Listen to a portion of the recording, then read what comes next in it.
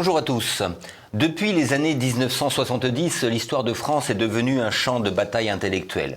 Récit national accusé d'être dépassé, continuité historique remise en cause, figure fondatrice relativisée, frontières culturelles diluées, une partie de l'historiographie contemporaine revendique désormais une lecture fragmentée, décentrée, parfois explicitement déconstructiviste de notre passé. L'histoire mondiale de la France, dirigée par Patrick Boucheron, les approches post-nationales ou mémorielles ont ainsi profondément modifié la manière de raconter l'histoire, au risque, selon leurs critiques, de dissoudre la cohérence historique française dans une juxtaposition d'événements, de thèmes et de points de vue. C'est précisément en réaction à cette tendance qu'a été conçue la Nouvelle Histoire de France, un ouvrage monumental réunissant une centaine d'historiens dirigé par Éric Anseau. Sans ignorer les apports récents de la recherche, ce travail collectif revendique un retour à une histoire rigoureuse, structurée, incarnée, attentive à la longue durée et aux continuités comme aux ruptures, et surtout soucieuse de redonner sens et intelligibilité au récit français. Loin d'une histoire militante ou culpabilisatrice, cette nouvelle histoire de France entend replacer l'État, les institutions, les conflits, les héritages culturels et les dynamiques sociales au cœur de l'analyse, sans repentance ni célébration artificielle. À l'heure où l'histoire est de plus en plus instrumentalisée dans le débat public, une question se pose, une question centrale. Peut-on encore écrire une histoire de France cohérente sans la dissoudre dans le mondial ou la déconstruire au nom du présent ? Pour revenir sur la genèse de ce projet, ses choix méthodologiques, ses lignes de fracture assumées et les débats qu'il suscite dans le monde intellectuel, j'ai le plaisir de recevoir aujourd'hui Éric Anseau. Éric Anseau, bonjour. Bonjour Guillaume, merci de me recevoir dans votre belle émission. Je vous en prie, c'est toujours un plaisir. Donc, je rappelle pour nos téléspectateurs que vous êtes professeur d'histoire contemporaine à l'Université de Lorraine, auteur de plus d'une quarantaine d'ouvrages. Alors, je vais citer les derniers pour lesquels je vous ai reçu. Donc, vous aviez Laïcité, un principe de l'Antiquité au temps présent, chez Passé Composé en 2022, une histoire mondiale des impôts, coécrit avec Jean-Luc Bordron, chez Passé Composé, toujours cette fois-ci en 2023, Napoléon III et l'économie, co-dirigé avec Pierre Branda, CNRS édition en 2024, Gambetta, fondateur de la République, au PUF en 2025, alors vous n'êtes pas encore venu nous en parler, ce sera pour la prochaine fois, une histoire de la nation française, du mythe des origines à nos jours, chez Talandier en 2025. Et donc là, aujourd'hui, la nouvelle histoire de France, chez Passé Composé en 2025. Alors, lorsque j'ai reçu le livre, je vous ai appelé, j'ai dit que ça serait mon livre de chevet pour les 25 premières années, et que ma table de nuit allait s'écrouler. Donc je disais que mais en même temps, il est léger. Hein. Alors, 1,640 kg, voilà, une journaliste de la Croix l'a pesé. Il fait 1098... 1104 pages. 1104 pages. Donc, c'est vraiment un pavé, mais on va en parler, on va le décortiquer. Alors, dans la préface, vous dites qu'écrire une histoire de France est un exercice difficile. Alors, c'est vrai, je crois que c'est Bernanos qui disait ça, que l'histoire de France est un magasin rempli de vieilles rancunes. Et il avait raison. Donc c'est un exercice difficile, et plus difficile encore depuis les années 70. Pourquoi ? Et oui, parce que pendant très longtemps, on a vécu, non pas dans le récit national, mais dans le roman national. On ne donnait à voir de l'histoire de France qu'une image ultra positive. Il s'agissait de faire nation, comme je l'ai montré dans un livre précédent que vous avez rappelé. C'est l'histoire à la Lavis, les pères fondateurs de la Troisième République. Et vous l'avez dit à l'instant, dans les années 1960, eh bien, on est passé à la déconstruction complète des nations. Les nations, c'est mal, les nations sont les responsables des guerres mondiales, il faut les dissoudre dans des organisations internationales. C'est ce qu'on appelle la déconstruction, c'est ce qu'on appelle le postmodernisme, qui n'a pas de pensée historique. On vit dans l'instant présent et on se projette dans l'avenir, un avenir qui n'est plus un avenir national. Alors ça fait énormément de mal, et vous avez en réaction aujourd'hui ce que j'appellerais le néo-roman national que présentent un certain nombre d'historiens. Alors c'est très estimable, mais on est quand même très éloigné de la vérité, et j'estimais avec les collègues qui m'ont fait l'honneur de participer à ce livre qu'il y avait la place, eh bien, entre les deux pour proposer une voie médiane qui est la voie de la vérité et une voie, et j'insiste là-dessus, de la réconciliation il s'agit de se projeter vers l'avenir. Oui, la nation française a un avenir et nous la proposons avec ce livre d'histoire. Alors c'est un projet ambitieux. Hein, vous n'êtes pas comme Michelet. Michelet, je crois qu'il a mis 36 ans à écrire son histoire de France. Vous n'êtes pas le Michelet du 21e siècle. Non, pas pour la nouvelle histoire de France en tout cas. Mais bon, c'est quand même un projet ambitieux. Vous avez mis combien de temps Alors, en tout 3 ans, parce que je pense à ce projet et parallèlement... Michelet l'a écrit tout seul, vous, c'est pas le cas. Non, mon éditeur passé composé aussi. Et ils m'ont dit, ça serait bien de faire un collectif sur l'histoire de France. Alors, j'aurais dit d'accord, mais attention, moi, je suis très ambitieux, il faudra qu'il y ait une centaine d'auteurs. Alors là, j'ai vu mon éditeur un petit peu pâlir, j'ai dit qu'il faudra composer pour... Voilà, il faudra mettre les moyens, et ils m'ont suivi sur ce projet, et on a fait en 3 ans. Alors on l'a fait en 3 ans, pourquoi ? Parce qu'il y a les meilleurs spécialistes dans le livre, et je donnerai cette anecdote, si vous voulez, d'Horace Vernet, le grand peintre. Un jour, il y a des amis qui visitent son atelier, il est en train de peindre la bataille d'Iéna, nous sommes dans les années 1830, 30 ans après les faits, et le tableau est à peine commencé. Et ses amis reviennent 15 jours plus tard et le tableau est fini. « Oh maître, comment avez-vous fait ?» Eh bien, Horace Vernet, le grand peintre, répond « Parce que c'est le travail d'une vie, mais quand on a tout dans la tête, eh bien, 15 jours suffisent. Et mes auteurs et moi, on a travaillé extrêmement vite, conscients de l'urgence à publier cette nouvelle histoire de France pour réconcilier les Français. Oui, parce que finalement, réconcilier les Français, c'est un peu votre dada. J'ai l'impression que vous êtes très... Non, mais vous êtes très attaché à la division, enfin, ce que vous considérez comme une division aujourd'hui des Français. Cher Guillaume, on ne niera pas que notre France est en crise. Vous n'avez pas tort, mais quel est le rôle de l'histoire finalement dans cette division et dans cette réconciliation ? Marc Bloch va bientôt entrer au Panthéon et c'est et j'ai donné l'éclairage sur Marc Bloch dans le livre, notre premier historien qui va y entrer, et Marc Bloch était à la fois un très très grand savant, était également préoccupé par la France, et on était en 1940 et il va donner ce livre qui s'appelle L'étrange défaite et qui sera publié après avoir été fusillé pour avoir résisté. Et ce livre est lumineux, et j'ai publié un livre sur les élites qui reprend un peu le constat de Marc Bloch. Et si vous voulez, Marc Bloch disait, voilà, ce sont nos divisions épicrocolines qui ont fait que nous en sommes là où nous sommes arrivés. Et j'estime qu'aujourd'hui, toutes choses égales par ailleurs, bien évidemment, on n'est pas envahi par une puissance étrangère, mais malgré tout, tout le monde constate qu'il y a une crise politique, une crise géopolitique, une crise économique, sociale et identitaire. Et le but, c'est de proposer une voie aux Français, et je la propose en historien. Et moi, ce que je sais faire, c'est des livres. Donc je fais non pas de la politique, mais de la métapolitique. Mais on a quand même l'impression que vous l'écrivez, c'est même la première phrase de votre préface. Écrire l'histoire de France a toujours été un exercice difficile, ça je l'ai dit. C'est un pays profondément divisé. Vous pensez que c'est véritablement quelque chose qui est très français ? Ah ben oui, et d'ailleurs, dans l'histoire de la nation française, je l'ai montré. Et dans ce livre-là, on prend en fait nos compatriotes par la main avec 250 pages d'un grand récit. C'est la première partie, pour leur donner les repères et en montrant que, en fait, ce récit est scandé par des régimes politiques et par des guerres. Le titre est quand même aussi, enfin, j'allais pas dire bizarre, mais c'est première partie. Donc, je voulais parler de la structure de l'ouvrage après, mais on va. Il y a une partie effectivement chronologique. Les autres parties sont encyclopédiques, on va y revenir. Et vous l'intitulez cette première partie Régime et violence. Et bien évidemment, regardez, nous avons eu la guerre de 100 ans avec une guerre civile. Alors bien évidemment, on était envahi par l'étranger, la Navarre et l'Angleterre, mais Armagnac et Bourguignon se sont divisés et le royaume a failli éclater. Et il a fallu Jeanne d'Arc, qui est dans le livre, comme tous les moments forts de notre histoire. Et puis nous avons eu les guerres de religion, et les guerres de religion ont failli de nouveau faire éclater le royaume. Périodiquement, nous avons ces grandes guerres, nous avons des changements de régime, alors accélérés depuis la chute de la monarchie, imaginez 14, 15, 17 régimes différents depuis 1789. Et donc, alors je ne dis pas que j'ai les solutions pour éviter tout ça, mais en comprenant, on va dire, nos apories, nos problèmes, on peut peut-être essayer d'éviter de les reproduire à l'infini. Alors vous voulez une histoire, vous le dites, une histoire qui parle à tous les Français et qui inclut les voies oubliées et les marges négligées. Alors qui sont ces voies oubliées et ces marges négligées ? Eh bien c'est tout. J'ai eu un débat, on en reparlera peut-être, même 2 débats, on en reparlera peut-être tout à l'heure avec Patrick Boucheron.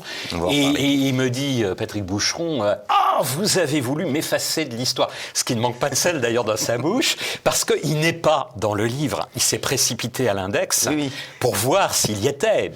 Je n'ai pas cité Patrick Boucheron, je ne voulais pas polémiquer dans le livre avec lui, parce que c'est un livre qui est appelé à durer, et ces petites querelles d'historiens n'ont pas leur place, à mon avis, dans un livre comme celui-ci. Mais en revanche, dans l'introduction, il y a Pierre Gaxotte. Et alors il me dit « Ah, vous ne m'avez pas mis moi, mais vous avez mis Pierre Gaxotte ». Eh bien, Pierre Gaxotte, il faut le faire redécouvrir. Il a écrit une histoire de France très intéressante. Mais attention, il faut le recontextualiser, bien évidemment. Je ne suis pas partisan effréné de Gaxotte, mais Gaxotte a sa place dans notre livre parce qu'il a écrit une histoire de France, de même que Lavis en a écrit une, de même que Brodel en a écrit une, etc., etc. Donc ils avaient leur place dans cet ouvrage. Alors les oubliés, c'est qui ? Bien, c'est les femmes, pendant très longtemps, qu'on a négligées. Les femmes sont très présentes dans le livre. Ce sont les immigrés qui se sont intégrés et qui ont fait la France d'aujourd'hui, ceux qui ont accepté de jouer le rôle de l'intégration. Et, c'est un gros mot, mais moi qui ne me fait pas peur, de l'assimilation. Qui est quand même dans notre code civil, il faut le rappeler. Hein. Oui. Ah. Donc maintenant, on parlera de Boucheron après. J'aurais parlé donc de la structure de l'ouvrage. Donc je l'ai dit, une première partie chronologique. Donc là, je vais très rapidement... 250 pages, 250 pages, donc on commence par les Francs, avec Bruno Dumézil, donc ça c'était Dumézil, c'était incontournable, et on finit sur les violences contemporaines, Aurélien Lignereux. Et la Ve République, Jean-François Sirinelli. Et voilà, Sirinelli, bon, je ne vais pas tous les citer, c'est impossible. Hein. Vous avez combien de contributeurs ? Alors, 100 piles, 100 auteurs. Il y a 100 entrées. Il y a 100 chapitres et 100 contributeurs, mais certains auteurs, moi-même, je me suis servi un petit peu, ont donné plus d'un chapitre. Simplement, j'ai demandé à des grands spécialistes des éclairages, car à côté des 100 chapitres, vous avez 340 éclairages. Certains sont des biographies, d'autres des œuvres, des objets, l'histoire matérielle. Je vais vous faire parler de la structure du chapitre. Des idées, etc. etc. Alors, et après, ce qui est, je trouve, très, très intéressant et très novateur, c'est que les deuxième, troisième et quatrième parties ont une structure qu'on va qualifier d'encyclopédique. C'est ça. Ce sont des entrées. Alors, il y a 3 parties. Les premières parties, donc deuxième partie, politique et spiritualité. Oui. Donc là, on parle de l'État, on parle du catholicisme, on parle des médias, on parle de l'école. Toutes les grandes politiques publiques toutes les croyances et spiritualités qu'a connues la France au fil du temps, en commençant tout seigneur, tout honneur par le catholicisme, bien évidemment, mais vous avez le judaïsme, l'islam, le protestantisme, la franc-maçonnerie, tout ça est présent et a droit à un chapitre. Troisième partie, que je trouve passionnante, maintenant on parlera de la place de la géographie après, espace et société. Et oui, parce qu'on joue sur les échelles. Bien, c'est pas une histoire France recroquevillée sur elle-même. On se balade dans le monde entier. Il y a un chapitre sur le monde, un chapitre sur l'Europe, sur tous les autres continents, un chapitre sur l'Algérie, car nous avons une relation bien évidemment étroite et douloureuse avec l'Algérie. Mais l'infra, c'est-à-dire que moi je suis un partisan de la France des clochers. Les clochers sont là, on les verra dans l'index, les départements, les régions. Tout ça est présent dans le livre. Justement, la place de la géographie, c'est important pour vous, cette discipline qu'on peut appeler la géohistoire C'est fondamental, mais pas seulement la géographie, la sociologie. Moi, je travaille en interdisciplinarité, la science politique, la philosophie. Nous avons Marcel Gaucher, qui est l'un de nos auteurs, qui nous donne le chapitre intellectuel. Toutes ces disciplines doivent travailler avec l'histoire. La condition sine qua non, c'est que tous les contributeurs qui ne sont pas historiens, je leur ai demandé de travailler en profondeur historique. Parmi les géographes, Jean-Robert Pitt, bien évidemment. Il fallait faire appel à lui pour le vin, il fallait faire appel à lui pour les paysages. Et la quatrième partie, patrimoine et identité. Donc là, on parle de l'Antiquité, on parle des Gaulois. Et oui, parce que les Gaulois sont présents. On me dit, vous commencez au franc, mais les Gaulois sont dans présents, le livre. mais très dans beau la chapitre. Voilà. Oui. Le sport, l'humour, la mode même, le loisir, le tourisme, et puis même le Tour de France. Oui, et le savoir-vivre, et la mode, et tout ce qui fait, je dirais, l'identité française. Donc on est, et tout ça fait donc presque 1000 pages, même plus de 1104 pages. Et donc les contributeurs, alors on va en parler. D'ailleurs, il y a l'index des contributeurs avec une mini bio à chaque fois. Il y en a donc 100. Comment les avez-vous, je dirais, recrutés, si je puis me permettre ? Bien, c'est très simple. Je ne suis pas parti des contributeurs. J'ai fait beaucoup de collectifs. Alors parfois, on veut avoir des noms. Moi, j'ai pas fait comme ça. J'ai fait une liste de 100 chapitres que je voulais pour ce livre-là, de manière, vous avez utilisé le terme tout à l'heure, à ce que le livre soit encyclopédique. Tout y est. On le constatera en regardant les deux index, l'index des noms de lieux et l'index des noms de personnes, qui font 100 pages, imaginez. Oh, on a oublié personne ou quasiment.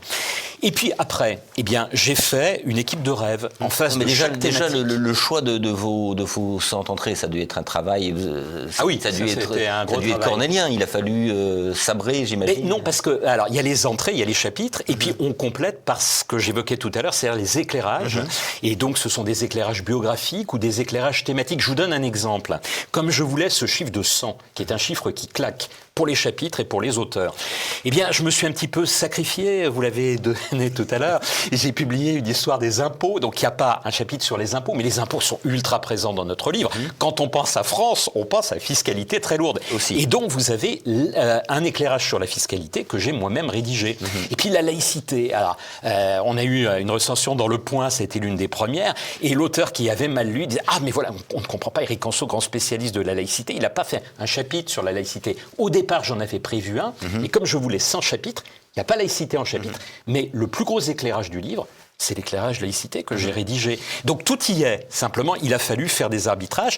Et face à cette liste de chapitres et d'éclairages, j'ai mis une liste d'auteurs. Et ce qui est fascinant, c'est que j'avais une équipe B, si j'ose dire. Oui. Je n'ai métaphore footballistique ou de basket, je n'ai pas eu à recourir à l'équipe B ou quasiment pas, parce que les auteurs ont été tellement motivés, les meilleurs, qu'en fait, ils sont venus, ils sont tous Mais là. vous avez jamais hésité entre deux auteurs? Non, je prends celui-ci, je prends Quasiment celle-là. pas. Parmi les rares refus, il y a eu Pierre Nora, parce que Pierre Nora, quand je l'ai contacté, était très fatigué. Je lui ai proposé commémoration. Il m'avait dit commémoration, Éric Anceau, je crois avoir tout dit sur cette thématique. Et il est mieux que je n'y sois pas. Je vous souhaite le meilleur. Vous allez, je pense, avec votre livre, mettre tout le monde d'accord en empruntant cette voie médiane que vous m'évoquez. Et l'un de mes grands regrets, c'est qu'il est mort 6 mois avant la publication du livre. Nous avions énormément échangé sur le livre. Je lui rends hommage dans l'introduction. Et donc ces 100 contributeurs, donc quand je dis vous avez hésité, parce qu'il y en a des spécialistes sur un sujet donné, il peut y en avoir 3 ou 4 qui... sûr. Donc comment vous avez choisi? Ah ben alors, bon, le seul petit biais que je vais vous dire, c'est que j'ai longtemps enseigné à la Sorbonne Université. Je connais très bien mes collègues des deux universités, enfin il y en a 3, attention, je vais me faire des ennemis dans la 3e, Sorbonne Université et Panthéon-Sorbonne, Paris 1 et Paris 4, pour parler un langage peut-être plus trivial. Et puis aujourd'hui, je suis à l'Université de Lorraine. Donc bien évidemment, parmi les spécialistes, quand un arbitrage devait se faire, j'ai fait appel à mes collègues de la Sorbonne, de ces deux universités, de la Lorraine. Mais en dehors de ça, non, je crois vraiment que vous avez les meilleurs. Voilà. Et puis je vous dis, je suis un petit peu sorti du champ clos de l'histoire. Vous avez par exemple sur chansons populaires, je tenais à ce qui est chansons populaires, j'aime beaucoup dans l'histoire. J'ai fait appel à Florian Baraco. Oh, horreur, c'est le biographe de Michel Sardou. Les gens vont bondir. Mais moi, j'aime aussi beaucoup la chanson populaire. Et donc c'est un chapitre qu'on a fait un petit peu main dans la main pour être sûr qu'il n'oublierait personne. Alors, parmi le choix de ces contributeurs, est-ce que, j'allais dire, leur sensibilité politique a compté? Vous avez eu dans toute la presse, hormis Libération, je crois. C'est ça. Même si vous avez d'ailleurs des contributeurs qui sont des J'ai collaborateurs. deux des 3 recenseurs historiques de Libé qui sont là. Ils n'ont pas jugé bon. Bah non, vous voyez, Non. peut-être sont-ils sectaires, je sais pas. Je sais pas. C'est un Donc peu vous non, étonnant. parce que finalement, Oui. alors sur 100 contributeurs, il y en a combien d'une sensibilité de gauche à peu près? Parce que Alors c'est compliqué, oh là là, vous me demandez. Eh oui. Surtout, je dirais, la majorité ne font pas de politique. Hein. Je sais pas, peut-être 60 sur les 100, ouais, je serais bien en peine, moi-même, alors que je les connais bien, de vous dire quelle est leur sensibilité politique. Pour différentes raisons, ils ne veulent pas s'impliquer, ce sont des grands savants en politique. Mais du côté de l'histoire contemporaine, on a tendance souvent à plus s'impliquer, donc là c'est plus facile à voir. Allez, je dirais que les 2 tiers des contributeurs qu'on peut estampiller sont de droite et 1 tiers de gauche. Vous voyez, je suis pas sectaire, tout le monde est là. Justement, est-ce que, pour vous, est-ce qu'il y a vraiment une histoire de gauche, une histoire de droite? Comment Il peut y avoir, quand on est partisan, mais dans ce livre-là, c'était un peu la condition sine qua non. J'ai dit aux auteurs, bien évidemment, on ne peut jamais être complètement objectif, c'est impossible, l'objectivité, on est en sciences humaines et sociales. Mais je leur ai dit de mettre leurs idées sous leur mouchoir et de proposer quelqu'un qui se lise par des lecteurs qui soient de gauche, qui soient de droite, qui soient politiques. Tout le monde a joué le jeu. Je vais vous faire une confidence. Sur la totalité du livre, j'ai dû sortir mon gros bâton de directeur à 2 reprises. Oui. Un auteur de droite et un auteur de gauche sont sortis des clous. Et ils ont accepté de rectifier le tir. C'était quand même des chapitres très partisans qu'ils avaient rédigés. Et donc on les a repris. Mais en dehors de ça, je cautionne la totalité des chapitres. Mais pas bien, vous faites une histoire centriste quand même. Ah, pas du tout. Non. Non, parce qu'il y a un extrême centre. Ouais. Je crois avoir d'ailleurs été l'un des premiers en 2017 à qualifier Macron de dangereux parce que de l'extrême centre. Non.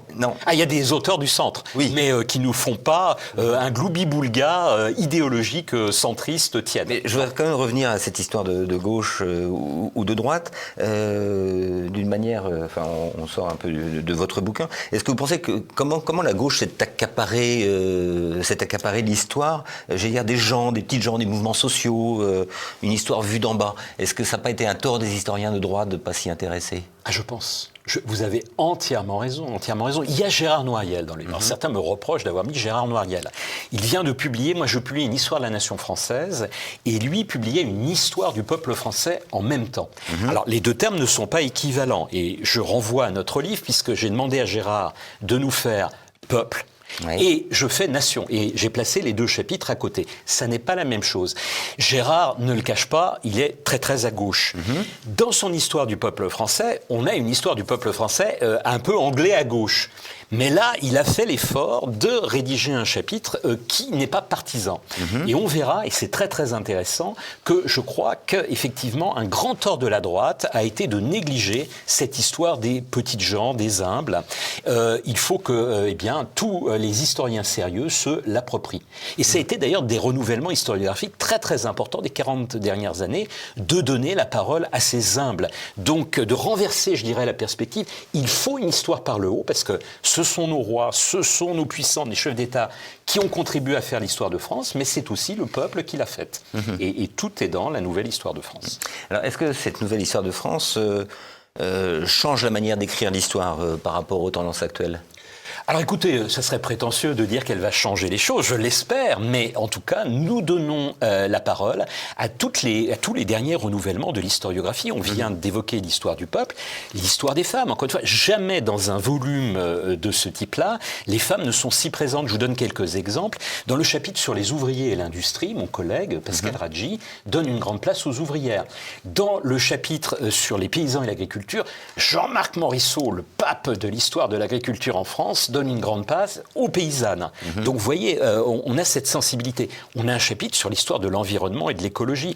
Donc essayons de faire bouger les lignes en donnant la parole à tous les historiens qui acceptent de travailler ensemble. Ils sont venus, encore une fois, ils sont tous là. Je pense d'ailleurs à environnement et écologie, et vous parliez tout à l'heure de Jean-Robert Pitt qui parle du paysage. Tout à fait. On arrive parfois, d'un chapitre à l'autre, de voir des oppositions, parce que entre Pitt qui dénonce avec raison le massacre du paysage par les éoliennes, mais en même temps, dans le chapitre environnement, on dit qu'on parle des énergies renouvelables, du solaire et des éoliennes d'une manière plutôt favorable.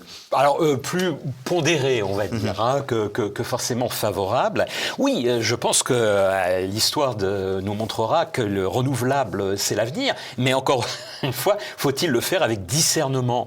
Et le fait d'avoir placé effectivement les éoliennes dans les paysages, Jean-Robert Pitt s'est un petit peu lâché. Nul ne niera que les éoliennes, toutes les personnes sensées, ça peut gâcher les paysages. J'habite en Bretagne, on nous a mis des éoliennes dans la baie de Saint-Brieuc, mais c'est à 30 km, mais on ne voit que ces éoliennes.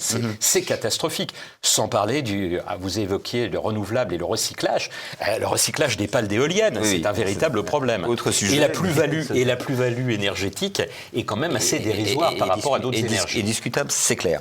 Alors, je voudrais maintenant, j'en ai parlé dans mon introduction d'autres historiens. D'ailleurs, vous parlez souvent d'historiens habités par des certitudes qui passent plus de temps sur les plateaux de télévision que finalement à faire leur travail. À qui faites-vous allusion? Vous avez le droit de citer des noms, hein, Eric Anso. Bon, écoutez, non, parce que non pas, je veux pas me faire d'ennemis. Bon, vous savez que j'ai mon franc-parler. Vous en avez déjà. Et il y a un mot que j'adore dans votre chaîne, c'est le mot liberté. Il se trouve que pour moi, c'est le mot le plus important de la langue française. Donc c'est pas pour ça, c'est parce que je veux pas, si vous voulez, de veine polémique là-dessus. Grand bien leur fasse s'ils sont sur les plateaux de télévision pour parler d'histoire. Moi, ce qui me gêne, c'est les tautologues, des gens qui viennent sur les plateaux télé et qui viennent diffuser parce qu'ils sont estampillés grands historiens leur savoir sur des sujets qu'ils ne maîtrisent pas du tout. Et d'ailleurs, moi, je vais hors promotion de mes livres m'infliger une cure d'austérité et une cure de non-présence sur les plateaux, je l'ai indiqué hier, parce que nous avons une grande échéance qui est l'élection présidentielle de 2027, et je veux m'inviter dans le débat avec des livres d'histoire politique. Donc voilà. Alors par contre, sur des questions d'histoire, je vous attends au tournant, je pense qu'il va y avoir des questions là-dessus. Je suis prêt à vous répondre. Oui, parce que je disais, donc votre projet, il ne faut pas le cacher, est quand même souvent présenté comme une réponse implicite ou explicite à l'histoire mondiale de la France, dirigée par Patrick Boucheron. Alors, je sais que vous avez discuté avec Boucheron, vous avez eu un débat chez Marianne. Dans Marianne. Aux journées d'histoire de Blois, des Blois auxquels j'ai assisté, c'était assez croustillant. Et un petit peu violent et un petit peu choquant. Et j'étais un peu décontenancé parce que le modérateur, vous pourrez le regarder en ligne, était quand même un petit peu de parti pris. Normalement, quand vous modérez vous étiez seul contre tous. Seul à peu près contre... J'adore. Contre tous, mais vous en êtes très bien... très bien. Il est en ligne sur le site des Rendez-vous de l'Histoire. Exactement. Alors malheureusement, Marianne n'a pas mis le débat avec Patrick Boucheron en ligne. Donc vous avez le verbatim dans un numéro de Marianne et sur le site de Marianne, mais vous n'avez pas l'intégralité du débat. Alors déjà, qu'est-ce qui scientifiquement vous sépare le plus de l'approche boucheronesque, si je puis dire? Voilà. Alors on va être très clair. Boucheron, pour moi, choquer peut-être certains de vos auditeurs, de vos téléspectateurs, est utile. En ce sens qu'il a permis de poser sur la table, y compris dans sa nouvelle histoire du monde, des angles que nous n'abordions pas. Évoquer la révolte de la Kanaki pendant la Première Guerre mondiale, c'est utile parce qu'en dehors d'un petit cénacle d'historiens, c'était très peu connu. Le gros problème, c'est que dans l'histoire mondiale de la France de Boucheron, c'est le seul angle pour présenter la Première Guerre mondiale. C'est extrêmement choquant.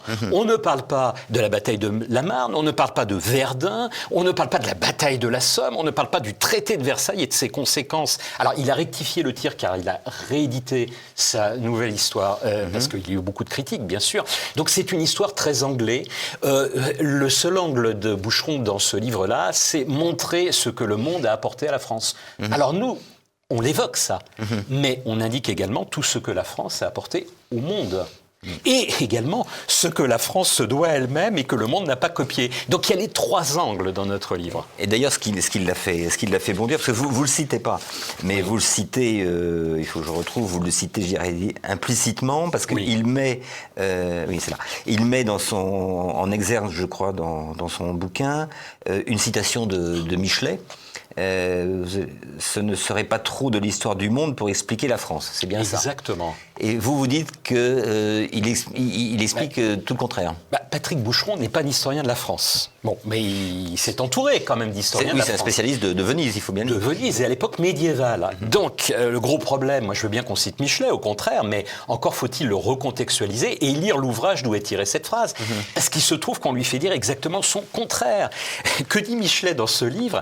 La France a à donner un message au monde. Et là, on a l'impression que c'est la France qui va devoir recevoir le message du monde. Alors, soyons très honnêtes, Michelet va évoluer au cours de sa vie. Là, il écrit ça dans les années 1830 et il évoluera dans un sens un petit peu plus modéré dans les années 1850-1860 et en particulier justement avec son histoire de la France. Mais dans ce livre-là, qui est un ouvrage sur le monde, il dit au contraire l'apport de la France au monde est essentiel. Je suis désolé, mais dans le livre de Boucheron, c'est l'inverse qui est montré. Donc c'est quand même très très gênant, vous en conviendrez avec moi. Alors il n'a pas aimé que je rappelle ce point d'évidence. Et alors, mais alors derrière ce débat, est-ce que c'est un vrai débat? Est-ce que c'est un faux débat? C'est un micro-débat, mais quand même, quand on met en exergue de son ouvrage une citation qu'on détourne de son sens, c'est quand même un petit peu choquant. J'ai pas mis son nom. Pourquoi? Parce que je ne voulais pas que ça tourne, moi mon livre, il veut dépasser tout ça, autour d'une polémique en Sceaux-Boucheron, ou Boucheron en Sceaux. Voilà. Simplement, bien évidemment, dans un débat avec Patrick Boucheron, c'est ressorti. C'est lui qui l'a ressorti, ou Emmanuel Laurentin, celui qui a animé le débat à Blois.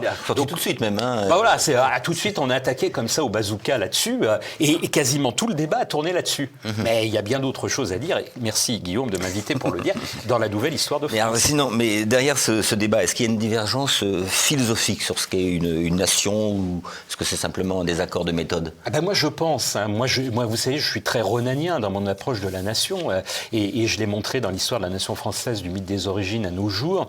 Je pense comme Renan, et c'était son point de départ, qu'il y a une identité française qui vient d'un passé très long, et Renan assumait le passé monarchique, comme d'ailleurs il assumait la Révolution française, et c'est pourquoi il a été tiré à hue et à dia par les uns. Un certain nombre de républicains disent « Ah, c'est un républicain absolu », et un certain nombre de monarchistes disent « Ah, il tape sur la République ». Ben non, Renan, il veut réconcilier tout le monde. Mais Renan, il dit aussi, c'est un plébiscite de tous les jours, la nation. À un instant T, il faut que nous voulions continuer à faire nation. Et puis il se projette et il tire la sonnette d'alarme. Attention, dans un avenir plus ou moins lointain, on peut se dissoudre si on perd ce sens de la nation. Et c'est aussi pour ça qu'il a donné cette conférence. C'est un petit peu ce que je veux faire avec mes livres. Je tire la sonnette d'alarme en disant, voilà, on a un passé glorieux. Appuyons-nous sur ce passé. Ne cachons rien des pages sombres de notre histoire pour essayer d'aller de l'avant. Et vous pensez que vraiment, donc, raconter l'histoire de France va servir à expliquer le présent, enfin pas expliquer le présent, mais à conduire le présent? Cher Guillaume, un scoop. Je prépare un livre sur qu'est-ce qu'un homme d'État. Nous manquons aujourd'hui d'hommes d'État. Et je pense qu'on manque d'hommes d'État parce que nos hommes d'État actuels, enfin nos hommes d'État, non, nos hommes politiques actuels et nos femmes politiques ne regardent pas assez le passé. Tous nos grands hommes d'État du passé, à commencer par le général de Gaulle, se sont imprégnés de l'histoire de France pour mener leur politique à un instant T et pour projeter nos compatriotes et le pays vers l'avenir. Et nous en manquons cruellement aujourd'hui. Et donc je veux donner quelques éléments. Il faudrait plus d'historiens dans les cabinets ministériels ou en politique? Mais bien évidemment, on en a eu dans le passé des historiens, Thiers, Guizot, pour ne citer qu'eux, Édouard Herriot, le général de Gaulle qui a publié des ouvrages d'histoire donc sur l'armée, Napoléon III, qui a beaucoup travaillé. Alors on va me dire, Napoléon III, la guerre de 70, mais il faut regarder aussi tout ce qu'il a fait. Je vais revenir à votre livre. Comment doit-on l'utiliser? Alors déjà, je félicite Passé Composé, parce que c'est un livre énorme, vous le voyez, mais il s'ouvre super bien. Oui. Alors je n'irai pas jusqu'à dire qu'on peut l'emmener sur la plage. Non, mais je l'avais dans le métro tout à l'heure. Dans le métro, dans son lit, lecture. Oui, on lit un petit chapitre. Je vais vous donner les prescriptions du docteur Rousseau dans un instant. Oui, il s'ouvre très bien. Donc déjà, il ne faut pas que ça fasse peur. Il est agréable à lire. Mais comment doit-on s'en servir? Alors, prescription. On connaît très bien l'histoire de France, on va picorer dedans d'emblée. Ou alors on est passionné, et j'ai des lecteurs qui le sont, on lit tout d'une traite. J'ai un journaliste qui a lu les 1100 pages pour préparer l'émission. D'accord. Deuxième possibilité, c'est un peu loin l'histoire. Et donc qu'est-ce qu'on fait? On lit les 250 premières pages qui sont le grand récit. Et après, on utilise l'index et on ouvre ses oreilles pour écouter l'actualité. Regardez le vol des bijoux au Louvre. On avait eu le nez creux, puisque Dominique Poulot, notre plus grand spécialiste des musées qui donne le chapitre, avait donné un éclairage sur le vol de la Joconde au Louvre. Et donc j'ai été invité sur les plateaux télévisés. Imaginez pour la promotion du livre, c'est extraordinaire. Le livre était sorti depuis 3 semaines. Et j'ai dit, mais on a tout dans le livre. On annonçait quasiment le vol du Louvre qui vient d'intervenir. Donc on va picorer à l'aide de l'index qui est là pour s'aider. Il y a un index qui est très bien fait. 2 index. Avec les auteurs, 2 index, un index de lieux, un index de personnes. Oui. Une liste thémato-chronologique des éclairages, je trouve là il manquerait une pagination quand même, de savoir où on retrouver. Aurait pu, mais je ne voulais pas rajouter trop de chiffres. Mais voilà, donc ça se lit bien. Alors, est-ce que vous pensez qu'un livre, qu'est-ce que vous souhaiteriez qu'un lecteur retienne en refermant dans quelques années, ce livre? Qu'il se fasse cette idée de la France que, encore une fois, j'ai présentée au début de votre émission, c'est-à-dire une France qui, à mon avis, si on met dans un plateau de la balance le pour et le pour domine, mais qu'on n'occulte pas le contre. Et c'est ce que certains ont tendance à faire. Parce que c'est comme ça qu'on emmènera tout le monde dans un grand récit national. Moi, je revendique le terme de récit national. Encore une fois, le roman, non, le récit, oui. Donc, c'est ce que je voudrais qu'on retienne. Vous savez, dans les séances de signature et les salons du livre, et j'en fais beaucoup autour de ce livre, il s'est déjà vendu à 30 000 exemplaires. Donc, vous voyez, les gens ne sont pas rebutés ni par le prix, ni par le volume. J'ai des jeunes de 12 ans qui viennent acheter le livre pour papa ou pour grand-papa ou maman et grand-maman, attention, hein, vous voyez, je vais donner un équilibre, ou pour eux-mêmes. J'ai un jeune qui avait dit, Monsieur Rousseau, j'avais lu votre biographie de Napoléon III et maintenant je vais me lancer, 12 ans le jeune, dans la lecture de ce livre. Et puis, j'ai la personne de 90 ans ou 95 ans qui vient l'acheter pour lui-même et pour la postérité, ses ans, parce que ça sera dans les bibliothèques. On fait mieux que le journal de Tintin, 7 à 77 ans, le journal de Tintin. Nous, c'est jusqu'à présent 12 ans à 99 ans. J'espère aller au-delà. Eh bien, écoutez, je vous le souhaite. Donc, je rappelle cet ouvrage, la nouvelle Histoire de France, dirigé par Éric Anseau, aux éditions Passé Composé. En plus, c'est un livre qui, je donne son prix, parce qu'il vaut le coup, 36 €. L'éditeur a cassé sa tirelire. Qui pour un ouvrage de cette taille et de cette qualité surtout, dont je dirais que c'est voilà, tous ceux qui aiment la France devraient avoir ce livre dans leur bibliothèque. Merci Guillaume. Éric Anseau, merci infiniment. C'était Passé Présent, l'émission historique de TVL, réalisée en partenariat avec la revue d'histoire européenne. Nous allons nous quitter, mais vous n'oubliez pas bien sûr de cliquer sur le pouce levé sous la vidéo et de vous abonner à notre chaîne YouTube. Merci, à bientôt.